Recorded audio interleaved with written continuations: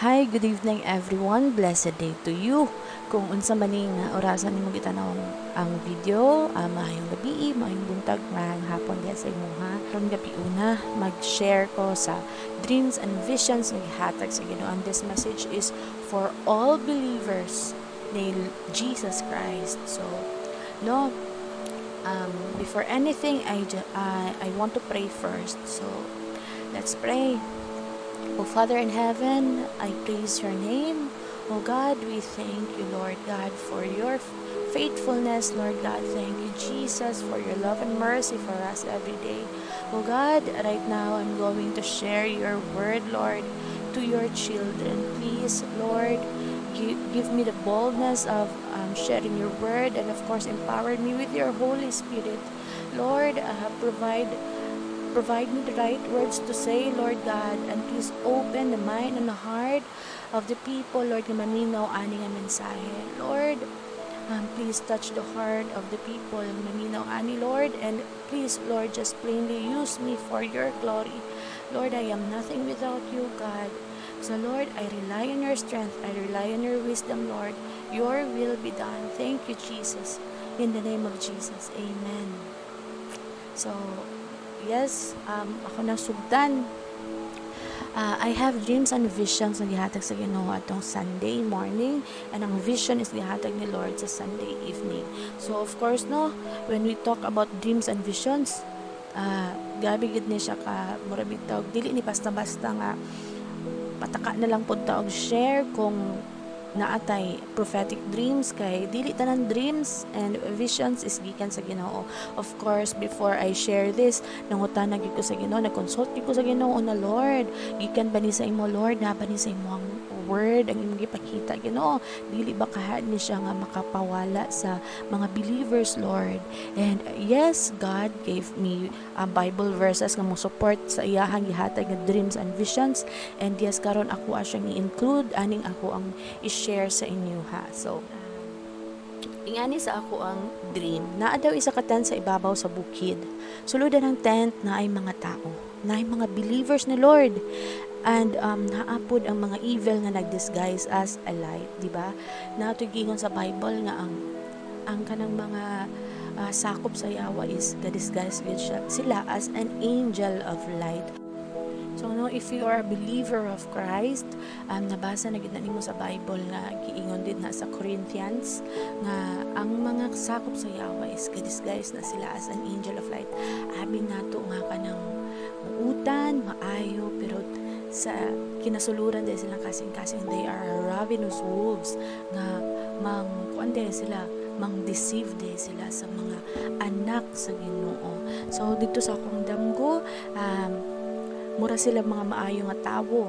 Nakita na ko dito nga ang isa ka believer, gikuptan nila ang isig ka braso sa isa ka believer, babae siya. And then gitusukan nila og sungay ang agtang atong babae. Gitusukan nila and ilahag yung giiduot og tusok ang sungay, duha ka sungay. Ginaduot gid nila og tusok hantod nga mawalaan og malay ang believer, unya ma-change ang iyang hunahuna, ma-change ang iyahang identity, ma-change bitaw ang iyahang way of thinking bitaw, imbis nga kanang nakabalo na siya sa tinuod, na nalahi bitaw siya, nalaylo siya, na brainwash siya. So yung ana ang naa sa ako ang damgo. And then pagkahuman ana is ako daw dayon ang sunod. Gitawag daw ko sa duha ka tawo, and nag-uban sad ko because nakita na ako sila nga murag mga maayo man sila nga tawo. And dito ra nako nabalaan nga evil day sila sa moment nga ilan akong gatusukan og sungay duha ka buok dire. So pagtusok nila sa ako og sungay dinhi, sige sila istorya og evil 3 times gud nila gibalik, ug ilag yung giiduot sa akong agtang ang duha ka sungay. Bisan ganing sa akong pagtulog na bati gid nako ang pressure bitaw, mura ko giurom nga nakatingog gid ko sa ako ang nakatingog gid ko sa ako ang pagtulog, kay nabati gid ako ang pressure nga mura ginaduot gid dinhi sa ako ang huna sa akong agtang ang sungay. And then na kakawalaan na daw ko na kong malay sa ako ang damo kawalaan na daw kong malay and kaka-feel na ako nga murag change man ako huna-huna murag change man ang ako ang identity na agid ko kaka-feel sa ako ang kaugalingon sa ako ang damo nga murag na agid kakalahi inside. So kato nga pagka-feel na ako adto na nawag gyud ko sa Ginoo, nagsampit gyud ko sa pangalan ni Jesus. So naging kong Jesus Christ, nag-anak ko din pagtawag gyud na ako kan Jesus, nakabuhi din ko sa devil, nidagan din ko gawa sa tent and niambak daw ko sa habog kaayo nga bukid. Before ko nigambak, niingon pag ko ato nga habog kaayo ang akong ambakan, mamatay gyud ko ani. Pero niingon din ko ato nga bahala nagmamatay ko basta kay makagawas lang yun ko, makalayo lang yun ko aning devil. And then niambak yun rin ko, and to my surprise abi yun na akong mamatay ko kay ang ako ang lagpakan is simento man. Pero paglagpak daw na ako, nakabangon ko diretsyo, nakadagan ko o nakapalayo ko sa devil o wala na gidayon ko gigukod sa devil. Ug mauday ni siya ang nahitabo pag mata na ako. After anang ako damgo nakamata na ko, nalimtan pagid na ako nga nagdamgo na ko. And after 1 hour, ay hapan ako nanumduman nga nagdamgo ko. Nagigamit ang Ginoo nga pag-open ako sa YouTube, kanang naay ni appear nga video nga ang title is Warning, Deception in the Last Hour. So dito din ko hala, nakadamgo man day ko. Ako so pag-pray, pag-open day na ako ang video, as in ang sulod day adto nga video is explanation day siya sa akong dreams. So dito bitaw nga grabe gud kaayo ang Ginoo. Grabe jud kay ang Ginoo. Kay kanang dritso din siya naghatag sa interpretation sa ako ang dreams. So buto nga ako adayon siyang nadumduman, ako agad siyang gi-pray sa Ginoo, and pagkagabi i-confirm dayon ni Lord through vision. Pero yan ako istorya ang akong vision, ang meaning sa adtong dream, as a dream na ako ang iingon karon. So mauni siya ang meaning, we are in the last hour of the last days. Ug sa karon nga panahon, grabe na ang deception sa yawa. Ang target ron sa yawa is ma-deceive ang mga believers aron dili ma-appeal sa rapture. Magbuhat ang yawa og daghan kaay nga ways aron lang jud ma-deceive ang mga believers. He can use people even sa church, sudlan jud niya tanan aron lang ang katong mga tinuod nga nangalagad sa Ginoo malaylo og dili jud ma-rapture and mabilin sila. Kay ang mabilin maoy maka-experience sa wrath sa Antichrist nga moabot. We are in perilous time. Ingon gani sa 2 Timothy chapter 3, in the last days perilous times will come. We are living in perilous times. Naa na ta sa time nga very risky, time nga dili na ta basta-basta mosalig ug mutuo sa bisang kinsa except lang gyud sa Ginoo. Kay many false prophets na ang nanglutaw karon, mas daghan pa ang nanggawas nga false prophets kaysa true prophets. Busa, we need to pray earnestly and fervently kang Lord about discernment. Let us always ask God to give us discernment sa tanan natong madunggan, and let us always read the Word of God para mahimot ang equip and makasigurado gyud ta nga dili ta mawala. Yes, God also used people para i-preach iyang mensahe. Like Moses, without Moses, ang mga Israelites, dili gid sila makabalo kung unsa ang kapubuton sa Ginoo. So gigamit ni Lord si Moses para nga maabot ang iyang mensahe sa iyang mga katawhan. But let us not forget nga ang devil mo gamit gyapon siya og tawo. Even ang devil kabalo gani siya sa pulong sa Ginoo. So, di ba? Ang yawa karon naa siya sa church gapaniguro, naa na siya sulod sa simbahan gapaniguro kay naa diha ang iyang target, naa diha ang mga believers. So naay mga false teachers, mga prophets nga manglutaw para i-lead astray ang mga believers. Ang focus sa yawa karon naa gyud sa mga believers kay gusto niya nga mag-antos ang mga believers sa iyahang wrath for 3.5 years. Di ba mauman na ang giingon sa 2 Thessalonica nga ang paglutaw sa Antichrist, sa false Messiah, di ba? Nga so di ba mao siya ang paggawas sa false Messiah ug kana nga mga tuig tugtan siya sa Ginoo sa pagpaanto sa mga believers nga mga bilin ma-left behind sa rapture. So no, grabe ang yawa karon, double time na gid siya, triple time, tanan na gyud niya gibuhos ang iyahang effort karon para gyud nga ma-deceive ang mga believers sa Ginoo. So karon nga mga panahon kinahanglan na gyud nga maniguro ta sa atong kaluwasan. Wala gyud tay lain nga paminawan kundili ang Ginoo ra gyud ug magbasa gyud ta sa iyang pulong. And nagani giingon sa Acts 17:11 nagpreach si Paul unya si Apostol Paul na gani na unya ang katong iyang gipang-preachan is every day giyon diri nga every day they open the scrolls of scripture to search and examine them to verify that what Paul taught them was true. So si Apostol Paul na gani na, di ba? Pero grabe gud kay ang mga naminaw kay sigurista gud sila, gusto gud sila nga sure gud na gikan gud na sa Ginoo ang gi-preach. Amo gud nang i-check diri kung naa gud na siya sa scripture. Si Apostol Paul na gani na one of the best apostol ni Jesus Christ. How much more sa ato ang time. No, dili sa ingon nga master kay na siya ga-preach, dili sa ingon nga kadang dugay na kaayo siya nangalagad sa Ginoo, dili na siya masayo. So kita gyud each of us pwede gyud kaayo nga magamit sa yawa kung dili gyud bitaw ta nga vigilant, dili gyud bitaw ta nga close gyud sa Ginoo, kanang kapit gyud kanunay sa Ginoo, kung dili gyud ta dependent sa Ginoo, no, makuan gyud ta ma-deceive gyud ta sa kaaway. Kani-gani nga message is warning gyapon niya sa ako because last week is naluya nga akong spiritual. And then wa ko kabantay ba nga sige na day ko ga paminawa or gatan-awa sa videos more than sa ako ang pagbasa sa Bible. Ang ako ang oras is mas daghan na di ay sa siniglantaw sa mga sermons nga nasa YouTube, mga hinana unya. Ang ako ang pagbasa sa pulong sa Ginoo kay kajutra kaayo. So warning gud ni sa ako kay ingani gud gabi gud ka maayo ang Ginoo kay every time gud praise God, hallelujah, every time gud nga murag kalaylo ko akong spiritual kay i-warn gud ko sa Ginoo through my dreams. Iyahag yung ingon sa ako ang kanang ang ako ang love na mugnaw sa iya or gakawala ko or ba nga kanang na-focus ko sa mga butang nga ani, gula ko sa iya ha, grabe gid ang Ginoo, grabe gid siya kamaayo. Basta wala gid ko may storya sa Ginoo, maayo gid kayo siya.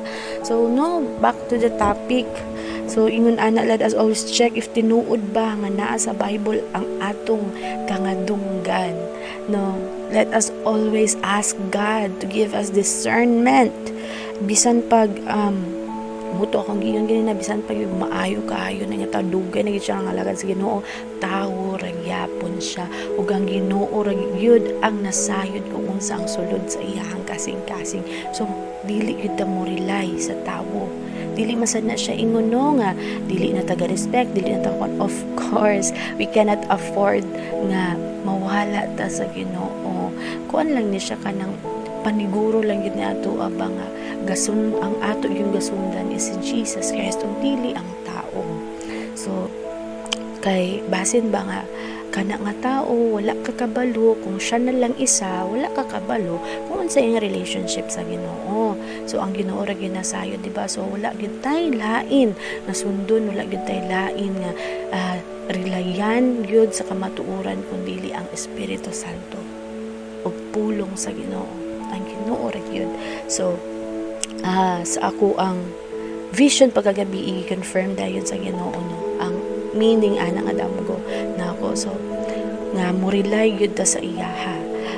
Ingani ang nahitabo while I am praying in the spirit, nag-time ko kang Lord ana mga alas 6 alas 7 sa gabi kanang kuan man gid ko ga worship gid ko ana kanang ga soaking ko sa Ginoo. And then clear gid kaay nga vision gihatag sa ako sa Ginoo. Nakita na ako nga naay dako kaayo nga Bible sa akong atubangan. Dako gid kaayo siya, unya na open siya sa tunga. Unya pag open sa tunga is naa si Jesus nigawa sa Bible. Galakaw-lakaw siya sa Bible. Naa si Jesus, galakaw-lakaw siya diha. Unya ang iyang gisuot is puti and naa siya sash nga blue. So galakaw-lakaw si Lord sa tunga-tunga sa Bible.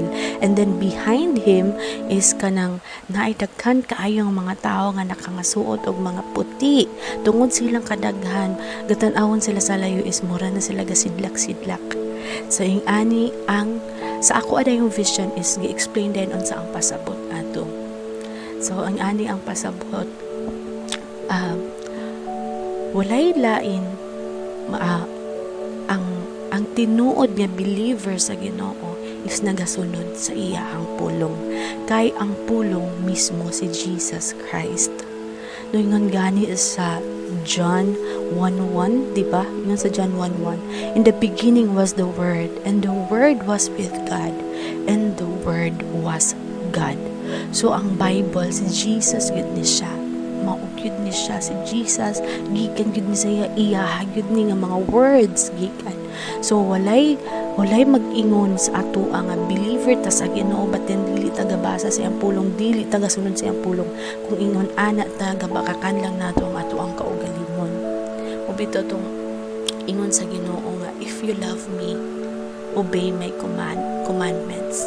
So no, kung gigugma gyud nato ang Ginoo, ato gyud siyang tumanon nato ang kasulatan sa Bible, tumanon gyud nato kay kita ang atong kinabuhi is ang mga panudlo sa Ginoo is naang gyud aning Bible. So ang gipasabot adtong Bible, gipasabot adtong ako ang damgo is ang tinuod ng mga believers nagasunod gyud sa pulong sa Ginoo.